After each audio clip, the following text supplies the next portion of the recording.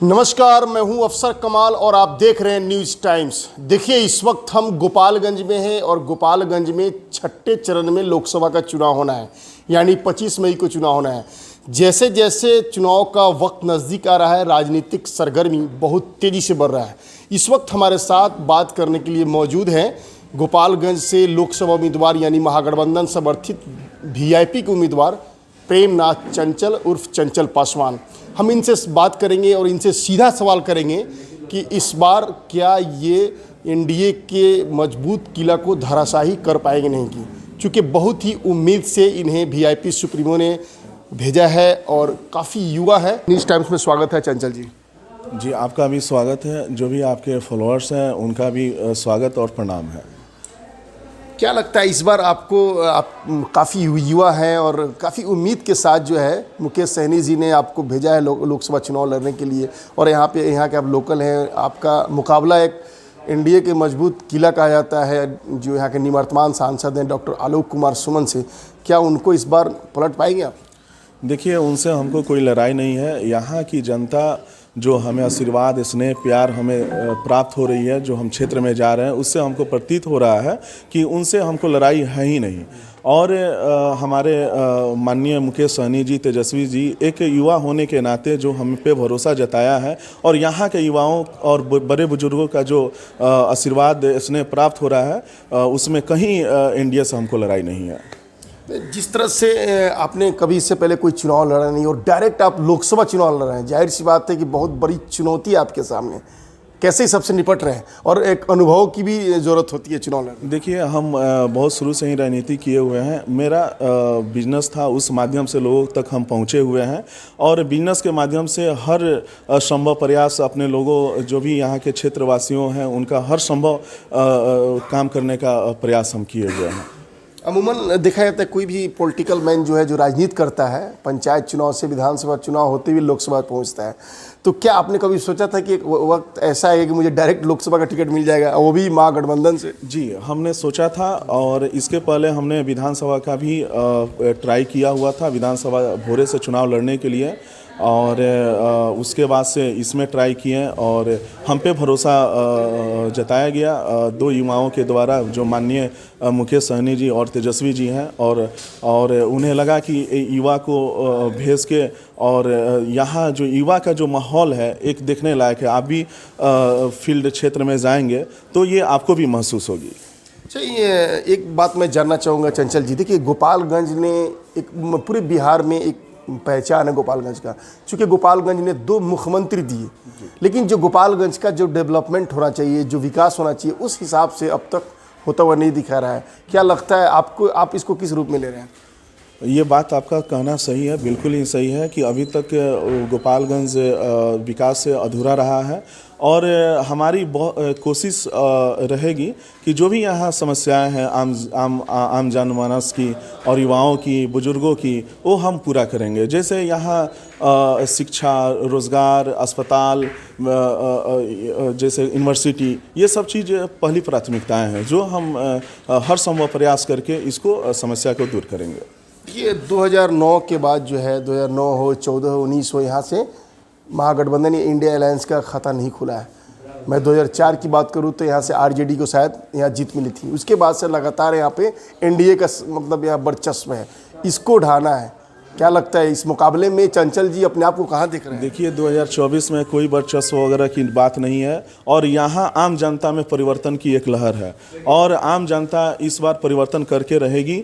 और आप भी फील्ड में जाके फीडबैक ले सकते हैं, और बहुत अच्छा आम जनता में, युवाओं में, बुजुर्गों में जो हमें आशीर्वाद, प्रेम, ये सब जो चीज़ें मिल रही है, उससे हमें प्रतीत हो रहा है कि हमें किसी से लड़ाई नहीं है और गोपालगंज इस बार परिवर्तन होगा। जीत को लेकर पूरा आश्वस्त है? हाँ, जीत के प्रति हम बिल्कुल आश्वस्त हैं। कारण ठोक बजाकर? हाँ जी, कारण है कि यहाँ की जनता हमें पूरा सहयोग, भरपूर प्यार, स्नेह, आशीर्वाद दे रही है। क्या रहेगा मार्जिन, जीत का अंतर क्या रहेगा? अब जीत का मार्जिन यहाँ के क्षेत्र घूम रहे हैं, कुछ अनुमान तो लगाए? अनुमान देखिए, ये एक्चुअल चीज़ है नहीं कि हम आपको डाटा बता दें कि इतना के जीत, लेकिन ये जीत सुनिश्चित है।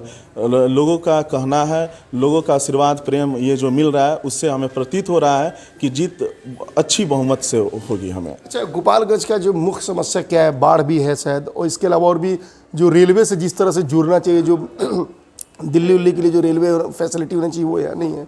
और गोपालगंज में बहुत सारा और मुख्य समस्या आपकी नज़र में क्या है जिसको लगता है कि अगर मैं जीतूँ तो सबसे पहले इस काम को करूँ? देखिए, ये बात आपका बिल्कुल कहना सही है कि यहाँ लगभग 5-6 प्रखंड जो है वो बाढ़ प्रभावित है, और उसके लिए एक मास्टर प्लान तैयार करके और बाढ़ से राहत हमेशा के लिए निजात दिलाना मेरा पहली प्राथमिकता होगी। दूसरा, यहाँ लंबी दूरी की ट्रेन जो बहुत ही आवश्यक है, जो केवल पेपरबाजी में ये रह गया, और मेरे द्वारा ये एक मसला सबिया एयरपोर्ट का बहुत बड़ा है। सबिया एयरपोर्ट बनेगा, लेकिन वहाँ पे जो भी पहले से जनता वहाँ पे रह रही है उन्हें आवास और ज़मीन की व्यवस्था करने के बाद एयरपोर्ट वहाँ बनेगी, जरूर बनेगी। अच्छा, कहा यह जा रहा है कि देश में मोदी जी की आंधी है, मोदी जी की तूफान है, यानी मोदी मैजिक है। मोदी जी जहाँ चुनाव प्रचार करने जाते हैं वहाँ विपक्ष धराशायी है। मोदी जी अगर गोपालगंज चुनाव प्रचार करने आ गए तो फिर तो खेल खराब हो जाएगा। ऐसे भी तेजस्वी जी का बिहार में बहुत ही लहर है, आपको देखने को मिल रहा है। यहाँ लोगों को रोज़गार चाहिए, जो तेजस्वी जी ने 17 महीना में जो दिया, यहाँ के युवाओं आम जनमानस ने देखा कि कितने रोज़गार, यहाँ रोज़गार की आवश्यकता है। बस मोदी जी की गारंटी की बात चल रही है, 400 पार का नारा उन्होंने दिया है, क्या लगता है आपको? युवाओं की, बड़े बुजुर्गों की यहाँ यही है रोज़गार, मेन ये मुद्दा है रोज़गार। जो रोज़गार जो तेजस्वी जी ने 17 महीना में दिया है, लोग उसको भुला नहीं पा रहे हैं। उसी के लेकर आप जहाँ भी देखेंगे सभा जो भी हो रही है वहाँ पे कितने ज़्यादा भीड़ हो रही है और वो वोट में तब्दील हो रही है। गोपालगंज की जनता विश्वास करती है, लोकसभा भेज देती है, तो पहली प्राथमिकता क्या होगी विकास के मामले में? कौन सा काम को करेंगे? देखिए, हमें पूरा विश्वास है कि जनता हमें भेजेगी, और जनता की जो भी समस्याएं होंगी, जो भी मूलभूत समस्या होंगी, हम उसको पूरा करने का भरपूर कोशिश करूंगा। क्षेत्र में जा रहे हैं, लगातार क्षेत्र में भ्रमण कर रहे हैं, लोगों से सीधा संवाद कर रहे हैं, मुद्दा क्या रख रहे हैं, किन मुद्दे पे बात कर रहे हैं, वोट की अपील किन मुद्दे पे कर रहे हैं? देखिए, मुद्दा यही है कि जो भी गोपालगंज अपेक्षित रहा है विकास के मामले में, जैसे शिक्षा, रोजगार, अस्पताल, यूनिवर्सिटी, ये मेरी पहली प्राथमिकता है, और युवाओं के लिए खासकर यूनिवर्सिटी होना यहाँ बहुत ज़रूरी है, जो मेरी पहली प्राथमिकता है। क्यों लगता है कि यहाँ विश्वविद्यालय यहाँ होना बहुत ही ज़रूरी है? छपरा तो यहाँ से ना, छपरा नज़दीक नहीं है, यहाँ से 100 किलोमीटर आने में, 100 किलोमीटर जाने में, 200 किलोमीटर प्लस उस तरह की सुविधाएं नहीं है, जाके ट्रेन पकड़ना होता है सिवान, और काफ़ी यहाँ के जो भी छात्र छात्राएं हैं काफ़ी कठिनाई होता है। हम भी पीजी के लिए छपरा हमको जाना पड़ता था, हमें सुबह जाते थे और रात को 8 बजे 9 बजे हम घर पहुँचते थे। इसके लिए यहाँ बहुत ही ज़रूरी है। चंचल जी, राजनीति में यहाँ तक पहुँचे आप, इसमें योगदान किसका मानते हैं आप? इसका श्रेय किसको? यहाँ श्रेय हमारे माता पिता और यहाँ की जनता जो हमें यहाँ तक पहुँचाई। लोगों का शुरू से ही हमें आशीर्वाद और हमारे प्रति झुकाव लोगों का बना रहा, जो यहाँ तक हमको पहुँचाया। क्या लगता है इस बार पूरे बिहार में इंडिया अलायंस कितना सीट जीतने जा रहा है? कुछ तो फीडबैक मिल रहा होगा आपको, चूँकि पूरे बिहार के नेताओं से नेटवर्क में होंगे आप। जी, बहुत अच्छा मतलब रिजल्ट रहेगा अपना महागठबंधन का। जी। और आपकी नज़र में गोपालगंज की ऐसी समस्या जिसको दिल मन कचोटता हो कि ये काम जल्दी होना चाहिए था, मैं बन जाऊँ? देखिए, यहाँ की तो बहुत सारी समस्याएं हैं और एक एक करके गिनवाना काफ़ी है। हमारी यही है कि गोपालगंज समृद्ध गोपालगंज हो, सुंदर गोपालगंज हो, स्वच्छ गोपालगंज हो, और जो भी यहाँ की जो भी समस्याएं हैं, युवाओं को, बुजुर्गों की, जो भी आम जनता की जो भी समस्या है उसको हम मतलब पूरा करें। कहा जाता है कि जो आपके प्रतिद्वंदी हैं, जो आपके खिलाफ चुनाव लड़ रहे हैं, यहाँ के निवर्तमान सांसद डॉक्टर आलोक कुमार सुमन, काफ़ी पब्लिक में उनका पकड़ है, डॉक्टर हैं, डॉक्टर के माध्यम से लोगों तक सीधा उनकी पहुँच है। क्या लगता है इसमें कितनी सच्चाई है? देखिए, ये हमसे ना कुछ हुई है तो ही अच्छा होगा।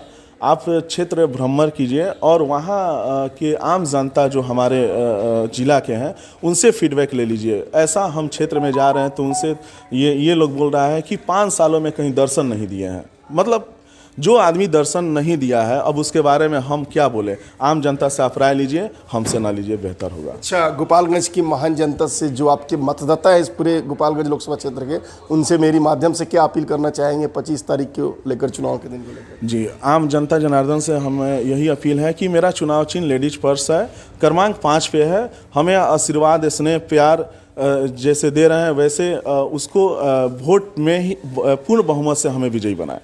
बहुत बहुत शुक्रिया मेरे साथ बात करने के लिए। इस वक्त हमारी बात, जैसा कि आप देख रहे थे, कि गोपालगंज से इंडिया अलायंस के प्रत्याशी यानी बतौर वीआईपी प्रत्याशी चंचल पासवान से बात हो रही थी। इन्होंने साफ तौर पे कहा है कि अगर मैं चुनाव जीत कर पार्लियामेंट में जाता हूं तो सबसे पहली प्राथमिकता यहाँ के लोगों से मिलकर बैठकर उनकी समस्याओं को सुनना होगा। अफसर कमाल, न्यूज़ टाइम्स, गोपालगंज।